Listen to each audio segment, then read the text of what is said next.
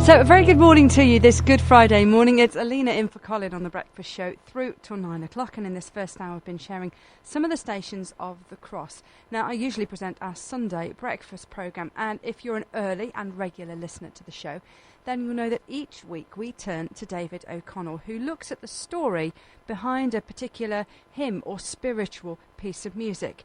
Well, he's done a special one for us for Good Friday, so let me hand over to David O'Connell. My wife and I have a tradition of reading out loud to each other most nights. At the moment, we're reading John Wyndham's The Day of the Triffids, which is a great story, but rather scary, and perhaps not the wisest book to immerse ourselves in just before turning out the bedside light. Recently, we reread Anna Sewell's classic children's tale, Black Beauty. This was a great favourite of mine as a child.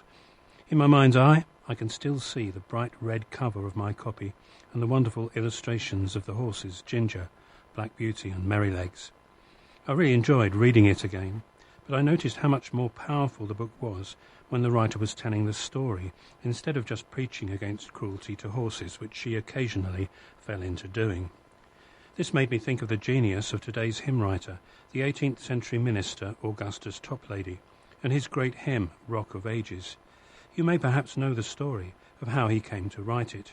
He was out walking, and he is sheltered from a storm in a cleft in the rock. It's a powerful image, and he uses it brilliantly to unpack the wonder of Christ dying on the cross for us. It's a very powerful hymn and ideal for Good Friday.